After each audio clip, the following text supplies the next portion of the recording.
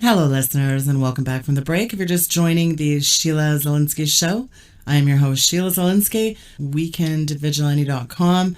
Folks, you are in for a big treat. My guest is highly acclaimed author, writer, and speaker, L.A. Marzulli, author of On the Trail of the Nephilim Trilogy, and the Watchers series, the latest being Watchers 9. And I could go on, but without further ado, L.A., welcome to the program. It is a pleasure to have you back on. Thanks for having me on, Sheila. Pleasure to be here. You know, your calendar has some very interesting pictures, some of which you took, like in Peru, these Peruvian megalithic stones, which vary in weight from 120 tons plus. And one of the things that always begs the question when you look at these megalithic structures is, how do you create these bizarre angles and shapes that would make Newton salivate with a copper chisel? You know, we were discussing that. When I say we, my friend and actually our guide down there the first couple of times, Brian Forrester, who has been to many of these sites and introduced me to the sites. Of course, there's nothing like it when you're there and staring at the wall at Sacsayhuaman yourself, and we realized the impossibility of what we're looking at. These sites, not only in Sacsayhuaman, but in other places, like even the Great Pyramid in Egypt, what people don't understand that each of the limestone casing blocks are different. There's not a set standard for the casing stones. They're all different. Same thing in Sacsayhuaman. Every rock, rock is the wrong word. Every megalithic piece of stone that is used is completely different. There's no two alike. The joints are absolutely perfect. And it begs the question, how does a culture 3,500 years ago or older in the Neolithic, or even perhaps older than that, cut andesite stone with copper chisels? And you can't do it. And this is what archaeologists won't. Now, when I say archaeologists, I'm painting with a very broad brush here. Mainstream archaeology refuses to deal with what stares at them in the face. The bottom line is they don't know how the ancients moved 120-ton blocks, specifically in South America. I mean, there's no horses there. There's no elephants or mastodons that we know of that could move this stuff. The quarry is 40 to 50 miles away from Sacsayhuaman and 2,000 feet lower. How did they do it? How did they cut and shape the stones? And there's all sorts of theories. To me, it's the obvious one is some sort of levitation had to be deployed. I have come to call these sites, I call them Nephilim architecture, fallen angel technology, because in my opinion, that's who's responsible to do for constructing these sites. Now, this is where it gets interesting. Robert Salas came in on Watchers 8 and talked about something that happened at Maelstrom Air Force Base where he was the commander of that base. This is where I think it was 1967, they had about 10 to 15 intercontinental nuclear ballistic missiles in silos. And he was at the command post about 60 feet underground when a very large 60-foot UFO hovered over the base and basically switched off the missiles. What's interesting is there's a report that this happened at another base, okay? And this is where it gets really interesting, and it ties back into what we think happened at Sacsayhuaman. Now, this is conjecture on my part, but it's based on the testimony of Robert Salas. Allegedly, a 20-ton door that concrete door that was on sort of like our track that covered this silo was just picked up and moved to the side. 20-ton door. In other words, you got a UFO hovering over this base, and then you've got this 20-ton door, which is just picked up and moved to the side. Now, what's interesting is that is anti-gravity. Right. And that's what we think, that's what we posit had to have been the case in places like Sacsayhuaman. But here's something else to think about, Sheila. There's two sites I want to talk about. I've never been to either of them, but Brian Forrester has. He recently shared with me a video that he took in Baalbek. Now, in Baalbek, there's a stone called the Stone of the Pregnant Woman, and this thing is absolutely gargantuan. It weighs 1,200 to 1,400 tons, 1,200 tons. It is about 70 feet long. 16 feet wide, 14 feet in height. It is absolutely ridiculously huge. And it begs the question, how do you move stuff like this? Well, an archaeologist underneath it recently, in the last few years, they began to dig around the stone of the pregnant woman. And to their amazement, they discovered two other stones, which are actually larger than the stone of the pregnant woman. Get this. When we go from Baalbek and we realize that in Baalbek, there are granite pillars, and the granite seems to have come from Aswan, which is about 1,000 miles away from Baalbek, which begs the question, how did they transport the granite? Not only that, but how did they carve the granite? Egyptologists will tell us that the Great Pyramid was built by Egyptians about 4,000 years ago, whatever, okay? Right. That's basically the status quo. That's the paradigm that everyone holds to. However, let's not even talk about how it was built. We don't even have to go there. How did they quarry the stones? How did they do it? How did they move them? We don't even have to go there. All we have to do is go to the king's chamber, because above the king's chamber are these granite slabs, and these things are huge, absolutely huge, and they were quarried from Aswan. And Aswan is about 500 miles from the site. Just show me, Mr. Zawi Hawass and other Egyptologists, just tell me how the Egyptians were able to quarry the granite stones. And that just goes tilt, and the pinball machine, game over, because there's no way they did it. Because you can't cut granite with copper chisels. I mean, you just can't do it. Limestone, okay, I'll grant you the limestone thing, but you can't. And how did they move them from the Aswan Dam up to the King's Chamber, which is 2/3 of the way up the Great Pyramid? But I mean, andesite's very hard. It's about 7 on the Mohs hardness scale. So yes, it's kind of hard to imagine how you'd make these angles and angle it in, and that you can't even stick a piece of paper in between, let alone move it 50, 60, 70 miles away. You have to love these New Agers that the aliens did it, the Anunnaki did it. Eric von Daniken's Chariots of the Gods was really kind of the first book to really introduce not only the ancient alien theory, but actually he says right in his book that, get this, we're the descendants of these galactic pioneers, and the archaeological discoveries prove it. And so the biblical narrative's always thrown out, though. I get a kick out of how the Bible talks about this, yet these guys, they'll just throw out whatever because, you know, the aliens did it. But people yuck that up, don't they? Well, this is what's at stake here, Sheila. The ancient astronaut, ancient alien crowd, that show on the History Channel has been going at least 7 years. They're doing this huge Contact in the Desert conference that's coming up in the next couple of weeks. I think it's actually very soon, maybe even this weekend, Contact in the Desert. It's sold out. Thousands of people will be there. Chris Putman stated in our Watcher 7 that more people in the UK believe in ET than they do in God. And I mean, look, von Daniken's book, Chariots of the Gods, changed my life when I first read it as a teenager. It changed my life. I wasn't a Christian then, and I believed everything that he was saying. I've since gone to places like the Nazca Lines and realized that extraterrestrials more than likely had nothing to do with any of this stuff. But this is what's being promulgated constantly. The works of von Daniken, Zechariah Sitchin, and others are trying to tell us that somehow we were seated here and that life began from the extraterrestrial. In fact, when Ben Stein sits down with Richard Dawkins in his, which I would call a classic movie, a must-see movie, Expelled, No Intelligence Allowed, when Stein sits down with Dawkins and just says a very simple question, where did life come from? Where did this first self-replicating molecule, how did it start? And of course, Dawkins has no idea, nor does anyone else, and he's right about that. No one knows really how any of this began. But Dawkins then presents his theory, which of course is panspermia. And panspermia is the idea that we were seeded here by extraterrestrials, and these extraterrestrials themselves would have had to risen to a very high state of civilization through some sort of Darwinian process, but it's circular reasoning, because where did they come from? And of course, he doesn't know. The Bible, which I refer to as the guidebook of the supernatural, tells us very specifically that all things were created by Yeshua.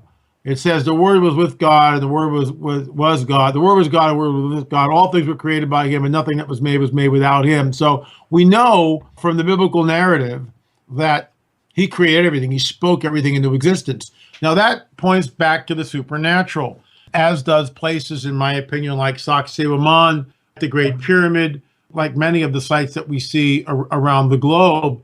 And there's only two, really, in my opinion, there's only two positions a person can hold. One is that there is a supernatural, that the God of the Bible is real, that the biblical narrative is the one that is the correct one. And the other one is the Zechariah and Sitchin UFO stuff that we were seeded here by aliens, what Dawkins holds to. The reason why I hold to the biblical paradigm is, first of all, I have a personal relationship with Jesus and spirit-filled. The second reason is I've got in the biblical narrative a thread of prophecy from Genesis to Revelation that tells me ahead of time, a priori, what will happen. And it's called out with great specificity, not like Nostradamus, not like Edgar Cayce, not like Blossom Goodchild or any of the so-called New Age prophets. It tells me with great specificity what will happen in the latter days. And of course, I believe we're in the latter days. So while the Christian church, for the most part, sleeps, there are remnants of it which are wakening up and are awake and are talking about what is manifesting on the planet. For the most part, the church sleeps and won't engage in this conversation at all. And of course, this is what's at stake. The youth are already following the Pied Piper of Zechariah Sitchin and Eric Von Daniken and all these other guys. And that's why the Ancient Aliens series has been on for 7 years and counting.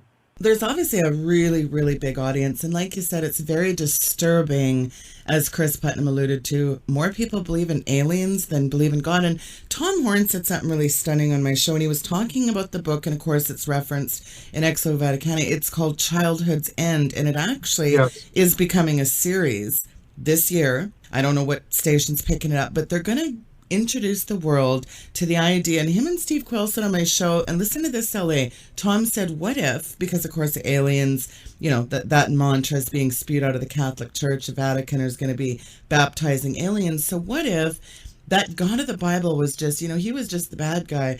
Satan's really the good guy, and he's going to come on the scene and the world will embrace him. Gee, where does that sound familiar? I guess the bottom line is the biblical narrative that's never been disproven. Things have been prophesied that have come true over and over. We look at the last days. How do people not make this connection, do you think? Or is it just complete deception? Well, in my opinion, it is complete deception. I talk about it as the coming great deception and the Luciferian endgame in my books. I've labeled it that. I first referred to it as the coming great deception, I believe, in the Nephilim trilogy, you know, going on 15 years ago, actually 16 years ago. In book 1, I referred to it as the coming great deception. There's a passage in 2 Thessalonians that talks about the apostasy, that the falling away, the apostasy will happen first before the Antichrist is revealed, which begs the question, and I realize this is a very controversial passage because some people say, oh no, that word really means falling away is actually the harparzo, the rapture. And I'm saying, I don't believe it is. I don't believe it is at all. I believe it's the apostasia in the Greek, the apostasy, the falling away, and it means a deliberate leaving where people are leaving the faith, a Christian worldview. And that begs the question, what event would cause something like that? And in my opinion, Sheila, the event would be mile-wide craft hovering over the several cities of the world at the same time in broad daylight and just sitting there. That's the game changer. And I receive a lot of email from people with encounters and all sorts of stuff. And this woman wrote me about, she saw a bunch of UFOs, several of them flying in the sky. And she writes, she's a Christian. I was speechless. That's what she writes to me. Wow. I was speechless. I sat there basically mesmerized at what I was looking at. And I talked about this on the show, the idea that when we encounter something like this, it is mesmerizing. You will become speechless unless we know what we're looking at a priori. Before it happens, most people will be deceived. Look, if this isn't the apostasy, then I don't know what is. This is what's manifesting full blown at the present time. Now, there are Marian apparitions appearing also, but not even remotely close to the amount of UFOs that we're actually seeing, which are well over 1,000 a month being reported from all over the globe. This is alarming, Sheila. And when one of these craft or several of these craft just appear, all bets are off. The church doesn't understand what they face. And this is why shows like Ancient Aliens continue over and over and over again. And this is why people are looking at UFOs. Everyone knows, we all agree that the phenomenon is real, is burgeoning, it's not going away, a term I've used and coined. Real, burgeoning, and not going away. We all agree on that. We only disagree as to the source of it. Are they from, Zeta Reticuli or the planet Zebo or whatever? Or are they interdimensional beings? And look, I presented at a UPARS conference. I'm presenting at in July. I'll be at CIRO, another UFO group. And I do it in a way that's non-religious. I quote from people like Zechariah Sitchin, but then I also quote from people like Jacques Vallée in his book, Messengers of Deception, and people like J. Allen Hynek and others, the sort of the pioneers of ufology who are stating, wait a minute, this phenomenon that we're looking at is closer to the stuff that we read about with demons than it is actually extraterrestrials. And so I present and I just say, look, there's two ways of looking at this. One, they're extraterrestrial, but the other side of the aisle, of course, the side that I embrace, is that these are not extraterrestrial entities. They are, in fact, interdimensional entities. They are coming in from another dimension. Look, even it's incredible. Graham Hancock, in his book, The Supernatural, it's like 500 pages. He's doing all this ayahuasca. He's going in to another dimension, all this stuff, mind-altering drugs under the leadership of a shaman in South America, taking this very potent hallucinogenic ayahuasca. And at the end of the book, he just says, whatever these entities are, they seem to be overly concerned with our reproductive capabilities. Why do they want to mate with us? Again, Sheila, it ties right back into the days of Noah, where we know in Genesis 6, these fallen angels came, they took wives, they married them, they went into them in the biblical sense, and the progeny of this unholy union between the fallen angelic host of heaven and the women of earth were the Nephilim. And Yeshua, Jesus, warns us that in the latter days it'll be like the days of Noah before he returns. It points back to Genesis 6. That's what's going on. That's what my books are about, the Watchers series are about. We believe that we're in the last of the last days, and this stuff is manifesting in ways that we've never seen. Well, things are accelerating in terms of manifestation. And let's take into account Luke 21:26, men's hearts failing them for fear and for looking after those things which are coming upon the earth, for the powers of heaven shall be shaken. It's really important that people get this right now, folks. When you have one or several mile-long crafts hovering over the sky, I mean, like you said, again, that's really a setup for being absolutely mesmerized indeed. LA, whether it's Baalbek, the great stones in France, Stonehenge, Avebury, Mardenhenge, also in Wiltshire. I think that's probably Europe's largest prehistoric structure. It's 11 hectares or something. It's glaringly obvious to me that we're looking here at angel tech, because you'd be hard pressed to duplicate all these megalithic structures. Even if they were, let's say, what people call aliens, are they missing the part where there was giants before and after the flood? Now, what's interesting to me is that Chris Putnam, just got back from a trip to Arizona with Tom, and they did find Native American petroglyphs, talk to the chiefs. And what's always interesting is, you and I have talked about this, my family being Blackfoot, in the histories or this Blackfoot scrolls, they talk about these giants, and some of them were these red-headed giants. Now, when you see these ancient carvings, petroglyphs, and they have portals, and right next to them are these big 6-digit beings, while Moses is writing the Torah, these natives are building cliffs to get away from something. Something doesn't jive with me with that.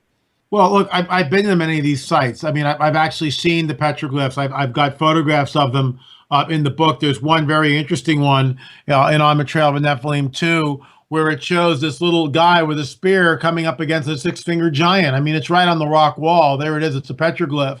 But, I've sat down, and all of this is recorded in On the Trail of the Nephilim Volume 1, On the Trail of the Nephilim Volume 2. And I've been talking to Native American elders and chiefs and all sorts of stuff.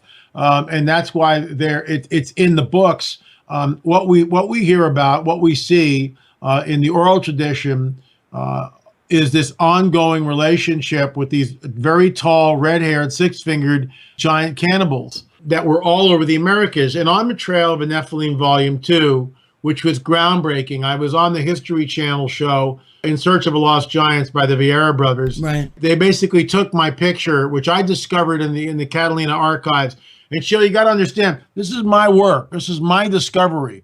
I was the guy that chartered a private plane, flew out to Catalina, spent $1,000 donation to the Catalina Museum to be able to access the archives, which I was able to access. Now, the reason why I did this is because I was alerted to a cache of records, journals, pictures, photographs that were discovered, and it took me 8 months to negotiate this, and I finally was able to go, and I spent 10 hours in the archives. I poured over everything, which had been sort of overlooked by other researchers. What I mean by that, I was the first researcher to discover this and analyze some of the photographs. Now, Ralph Glidden was employed by the High Museum. The High Museum was later gobbled up by the Smithsonian. Glidden was employed by them between 1919 and 1921. He was employed by the High Museum to go out over Catalina Island. Catalina Island is about 27 miles outside of Los Angeles, part of the Channel Islands, which extend from San Diego northward up to Santa Barbara, called the Channel Islands. And he conducted very primitive archaeological digs in and around that time. In some ways, he's a little more than a grave robber. Okay, I get that. The Vieira brothers went through this whole extraordinary lens to paint him as a disreputable guy who really wasn't an archaeologist at all. He was a little more than a grave robber. Okay, I get all that. I understand all that. But the guy had a camera, and he took pictures. And guess what? I found 3 pictures which are absolutely anomalous. One, which shows a giant just under 9 feet with 6 fingers. Okay. There it is. Now, no one else saw that because they're not going in there looking for 6-fingered skeletons because they know nothing about the Nephilim, with all due respect. I found elongated skulls there, which ties back into our research in Peru. And yet Catalina is thousands of miles away from Peru. And yet we see the same elongated skulls that are recorded and that I've actually handled in Peru in the Catalina Island cache of records by Ralph Glidden. But the pay dirt, and the one we had analyzed, shows Ralph Glidden standing in a recently excavated grave site, and in front of him is a very large skeleton. When I saw that, I just went, oh, you've got to be kidding. I had 3 different researchers with computer programs analyze the skeleton, all right? All of them put it at just under 9 feet. So, I mean, this is a giant. A 9-footer is a very large guy. 3 different people did this. Guess what? I returned to Catalina about a month ago, and the Ralph Glidden Museum exhibit has been greatly reduced to make room for other exhibits. That's the way the museums work. They're constantly turning out new exhibits so the public will keep coming back. That's how they, stay in business, as it were. So the Glidden exhibit was a very small exhibit, and it showed all these different skeletal remains that Glidden had uncovered. What was interesting, Sheila, is the picture that I discovered in the archives, which was not being displayed in the museum, was now being displayed. It was blown up and being displayed on the wall. Guess what, Sheila? The giant at the feet of Glidden was cropped out of the picture. Wow. It was no longer in the picture. And I pointed this out to the assistant curator, because Borgina is no longer with the museum.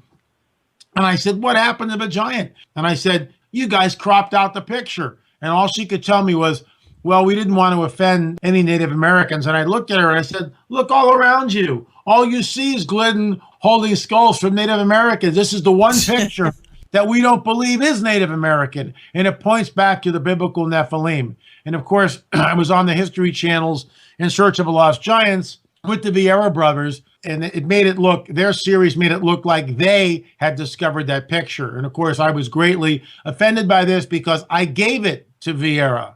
I didn't know he was contracted by a production company that later became the show. And so everything, we made up and everything was cool. But even on the History Channel, they still made it look like the Vieira brothers discovered that photograph. That's my intellectual property, Sheila. Yeah. I was the guy that did the work. I was the guy that went out there on a hunch, and I discovered those photographs, and I had them analyzed. No one else has done that. Why? Look, I'm not an archaeologist. I work with several archaeologists. I work with anthropologists because they have the degrees I don't, and I can work with them. But why aren't they doing the work? These guys go out there. They had access to this stuff. No one, all they did is they put the photographs in little folders and labeled it, San Miguel's, Catalina, this and that. Okay, guys, you did a great job of that, but no one did any really hardcore research. No one took the photographs and said, wait a minute, we've got a skeleton here that looks anomalous. No one's done that. And look, I've got limited funding. I'm just one guy. And there's other photographs which we are now in the process of enlarging, blowing up, looking at and analyzing them because they are elongated skulls, Sheila, and they shouldn't be there. And yet they are. I guess my struggle with all of this is that, again, they always control the narrative. For example, you refer to an 1842 journal and the lithograph and the mummified elongated baby skull. They'll say, oh, it's cradle head boarding, or they'll throw in the Darwinian paradigm too. It's like they just want to hold people in this intellectual bondage. And one of the things I always love that Kent Hovind always said is, who bought the gas to run this machine? Something has to prompt a Big Bang, and yet the guys over at CERN are now recreating the Big Bang. For generations, these guys have crossed the threshold and taken all this genetic DNA manipulation to a frightening new level. They've really crossed that line of, well, look at the transhuman agenda. Trying to become immortal is one of the biggest pagan, bloodthirsty agendas out there. Now, Tim Alberino just got back from Peru, and one of the stunning things he found there is that they were actually repositioning antediluvian structures in with the modern structures. They get down there, there's these armed guards with bullhorns. You're not literally allowed to touch the stones. What is up with that?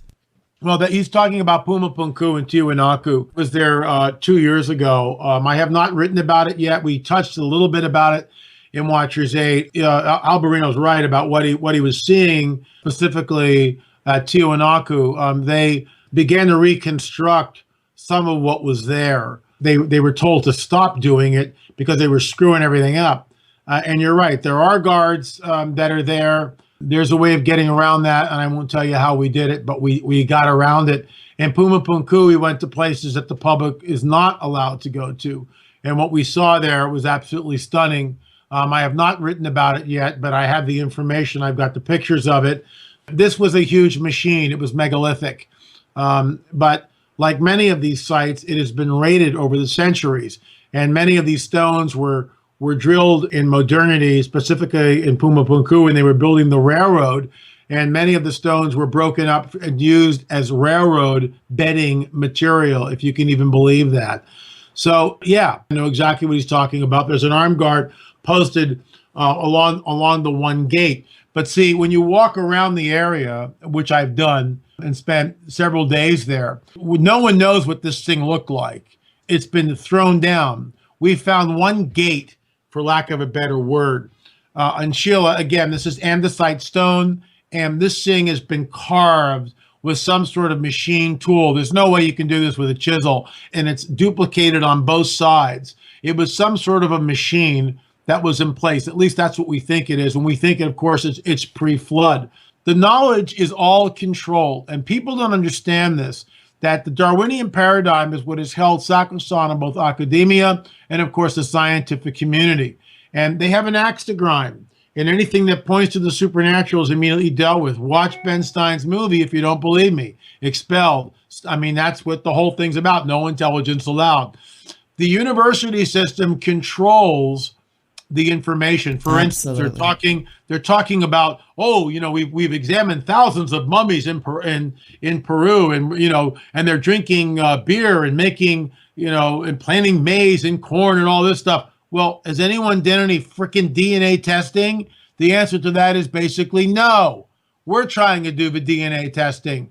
Everything is controlled. It's all controlled. For instance, recently they found the skeletons of what may be a giant. Ooh, and that was posted, they found it in some, I forget where it was, over in Europe someplace, right? Well, Sheila, all they've got to do is measure the femur bone. This can take approximately 3 minutes to do.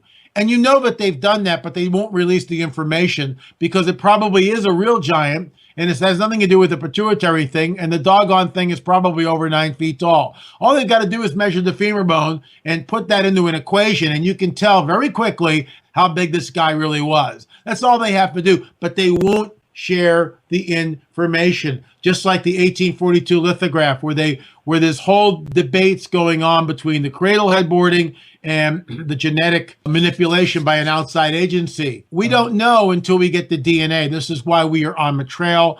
We're getting closer, but we still don't have permission from the Peruvian authorities to go down and extract the DNA. The moment we get that, we will do that. In the meantime, I've got other sites in North America which we are working on with archaeologists, and I won't say anything more about that. We've got several active sites which we are working on now, and we're hoping to, quote unquote, uncover something. And when we do, then we'll let you know. Well, it's really interesting how you have these headlines.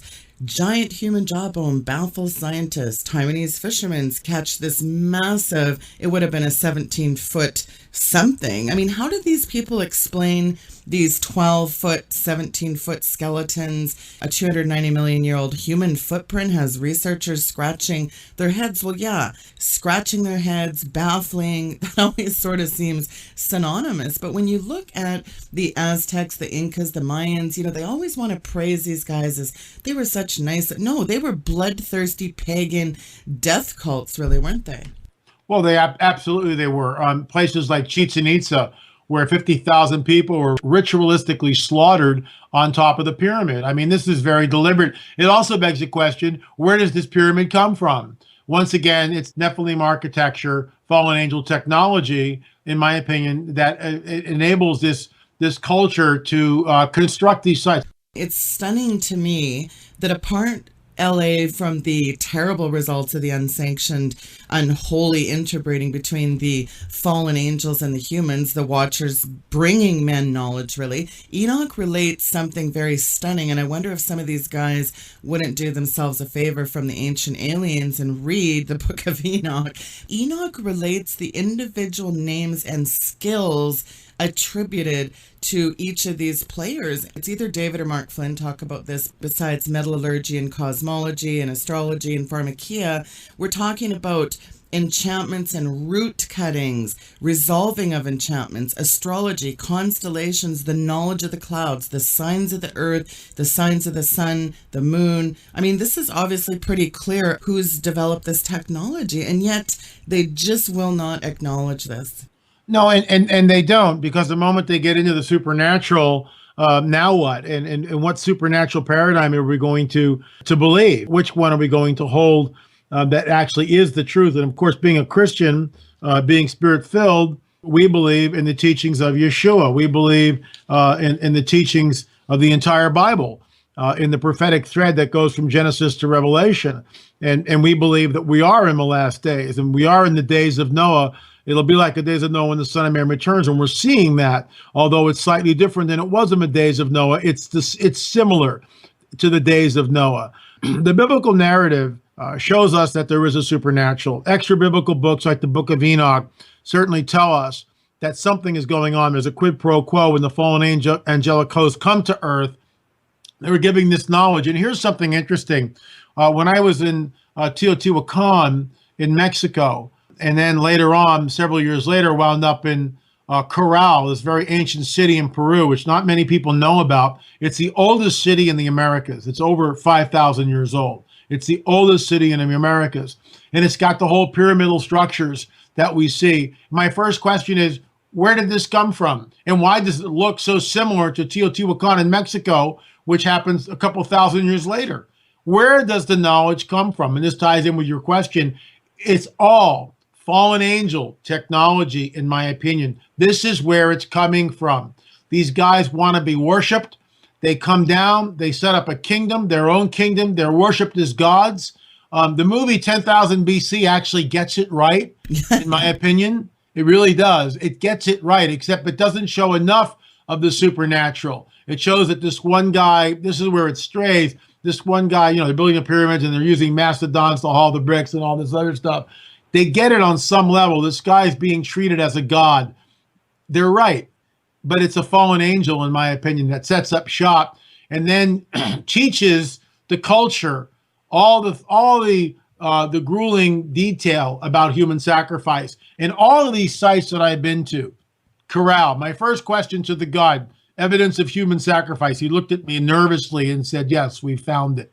Same thing in Teotihuacan, human sacrifice. Same thing in Chichen Itza. It's everywhere. It's in the Ohio Circle Mound in Newark, Ohio. Human sacrifice, altars. It's always the same thing. The Stonehenge, it's really interesting. They supposedly did a lot of excavation years back around the 1950s, and they found unbelievable amounts of decomposed bodies that they think the way they were butchered. I mean, they can tell some things now with DNA. You see all these circular oval-shaped placements of these henges, I guess hence the words henge, but all these sacrificial skeletons excavated in and around these henges, the Druids, this pagan bloodthirsty, similar to the Incas, the Mayans, and the Aztecs, always having these very sacrificial rituals around these stone monolithic structures. What's your theory on what's going on there? Well, I mean, the life is in the blood. We know that. And the ritualistic sacrifices open the portals. That's what it is. Ritualistic sacrifices are going on now. You mentioned the Book of Enoch. And in the Book of Enoch, it talks about one of the angels, I think it's Baraquil, that shows how to kill the embryo in the womb. That's the first abortion. And where does it come from? It comes from the fallen angelic host of heaven. There are 1 billion with a B abortions on the planet. Yes. From Roe v. Wade, millions of them, well over 60 million of them now in this country alone. This serves as an opening of the gateway. This serves as an opening to the demonic. I blogged about the whole Charlie Ouija board nonsense going on with the youth today. And this is the doctrine of demons. This is exactly where we are.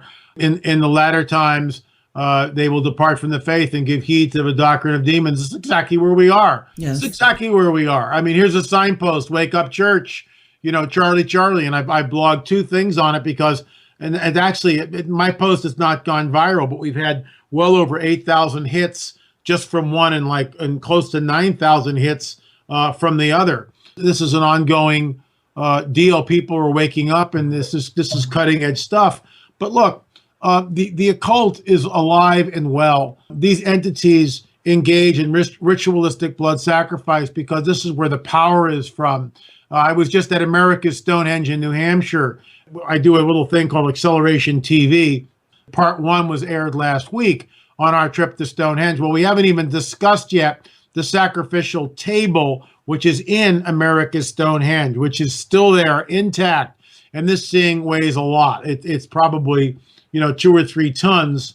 But there's other stones, megalithic stones there, which are 6, 7, 9 tons, which are used in the construction of America's Stonehenge. What's interesting about the sacrificial table, there is a trough all around the table, which allows the blood to be collected from the table and then poured off the slab into a collection bowl. We don't know where the collection bowl is, but there's that channel runs all around the rock and comes out at the bottom of the rock, where that would be, you would collect the blood of the victim. And we're not talking about deer or antelope or, nice little fuzzy bunny rabbits. This is all human sacrifice. And of course, this is very controversial because this is in New Hampshire.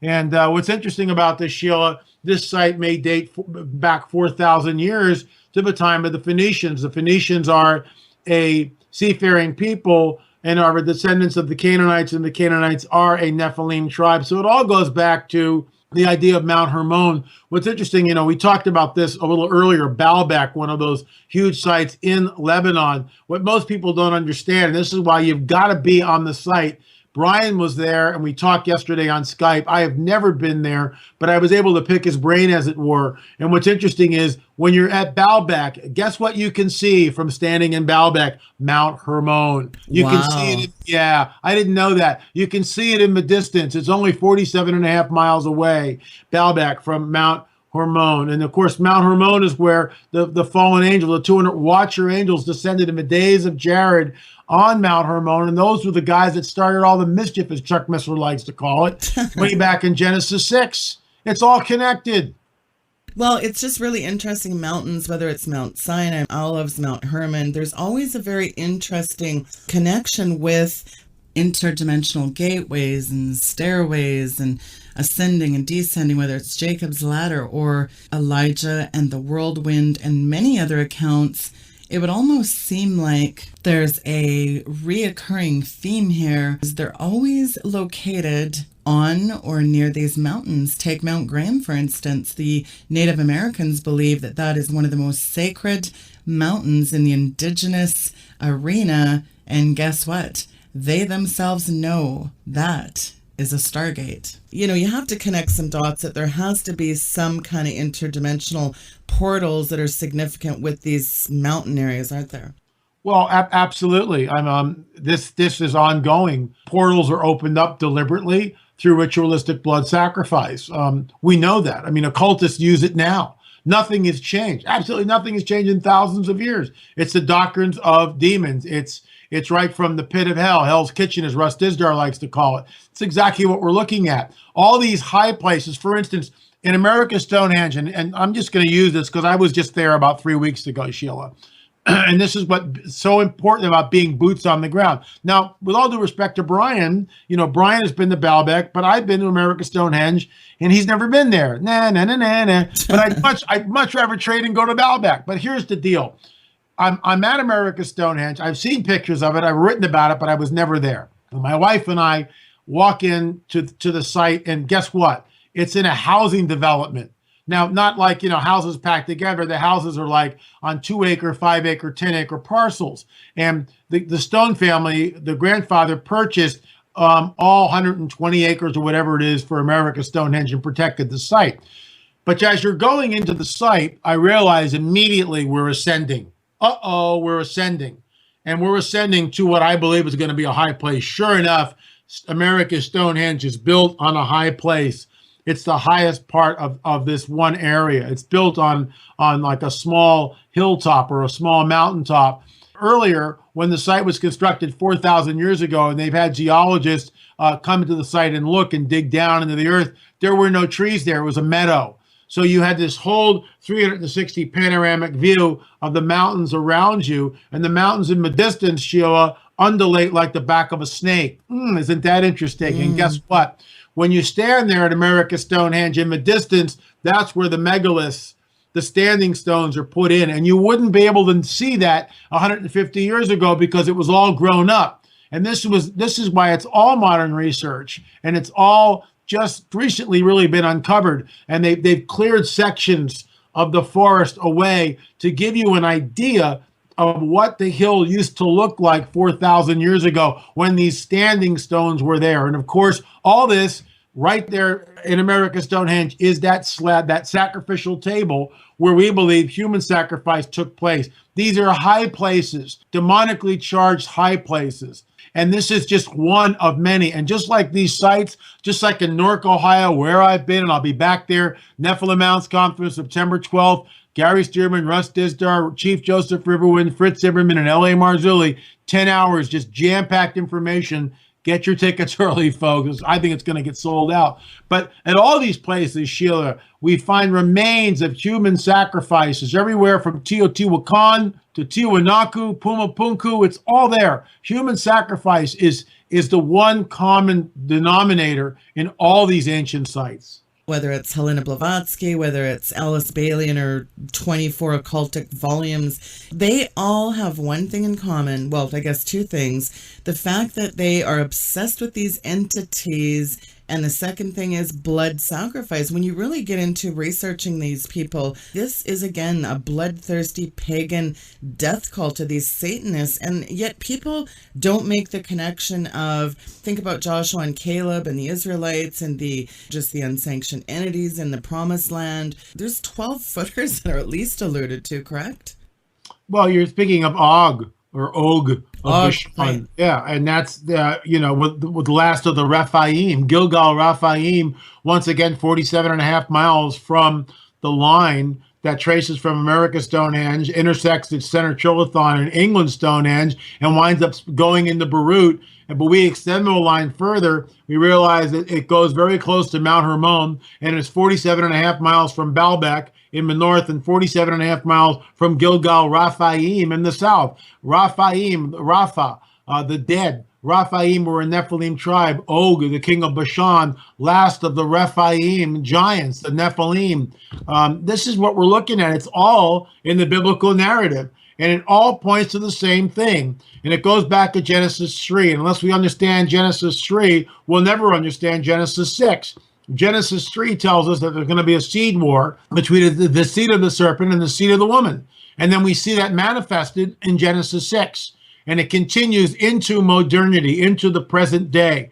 And this is why there's a connectivity between the research that we do in the UFO field and what we do in the ancient archaeological sites that we visit. We're looking at genetic manipulation with these large elongated skulls. We're looking at genetic manipulation when we see the large skeleton that I discovered at the Catalina Museum. That was a giant almost 9 feet tall. We read about these giants being uncovered all through the Americas, and yet the bones of the giants somehow just disappear, that they're gathered up by the Smithsonian, never to be seen again. And anyone who talks about it is just laughed at in academia. This is why we're on the trail, Sheila. And what do you do when you find a photograph like that? Well, you just crop the photograph and you show the public only Ralph Glidden standing in a recently excavated grave, but you crop the picture so the public doesn't get to see the giant in front of him. And that is disingenuous, and there's a reason for it, because the Darwinian paradigm is what's upheld in the scientific community and academia. No intelligence allowed, as Ben Stein would say, and anything that points to the supernatural is immediately dealt with. You just said Darwinian. Charles Darwin died in 1882, so I often wonder, LA, if he had been around in April of 53 in the scientific paper where Watson and Crick's presented the structure of the DNA helix, the molecule that carries the genetic information from one generation to the other. If good old Origin of Species guru might have changed his tune. It's funny you mentioned the academia there, because I had a brilliant geologist and archaeologist, and one of the things that's so fascinating, when he talked to the higher-ups about these 6-fingered hands and 12-foot skeletons, he lost his job. So essentially, if you even breathe a word about creation, you're out of there, aren't you? Oh, absolutely. Again, the Darwinian paradigm is upheld at all costs. That's how the entire planet is run. People don't understand this, but the university systems and academia, the scientific community, they're all in lockstep with each other. I call it intellectual fascism. I mean, you can't think for yourself. And in some ways, I'm glad I didn't go through the whole process to become an archaeologist or an anthropologist, because you're indoctrinated with this nonsense. I mean, I've got a book which my friend Judge Burton gave me. It's sort of Archaeology 101. And in that, right away, the author of this book deals with the fact that, all the skeletons and, the idea that the giants and that Native Americans didn't build these sites. Oh, these are racist theories that were all disproven at the turn of the last century. Oh, really? Says who? Says who? And when you sit down with the Native Americans, they'll tell you, but we didn't build the Circle Mound. We didn't build the Octagon Mound in Ohio. We didn't do this stuff. We don't think we even built Cahokia. Okay? Certain tribes just won't take credit for it. They say it was here when we got here. That's what they'll tell us. And so, Native Americans, with all due respect, didn't have the type of mathematical knowledge that would take to construct the Circle Mound in Ohio or the Octagon Mound in Ohio. They didn't do this stuff. This is why the testimony of my friend Chief Joseph Riverwind is so incredible, because he just comes on the record and says, look, we didn't do this. So it's funny how I'm a racist if I say that Native Americans didn't build this, but somehow the archaeologists aren't a racist by not believing the oral tradition that Native Americans tell us. I mean, you can't have it both ways, folks. Whether it's Native Americans or whether it's a Spanish priest at Oromudu, they alleged there was an active portal. There was writings, we're talking thousands of years ago, well-known historical oral traditions about these doorways, these ancient doorways. Devil's Gate is a good example. Look at the Anasazi. You don't go and carve a portal next to a six-fingered giant with another reptilian. I mean, people just don't make that connection, do they? Let's springboard really quickly in the waning moments into tell us all about your newest project, Watchers 9, and what people can do to get behind it. Well, I really appreciate that.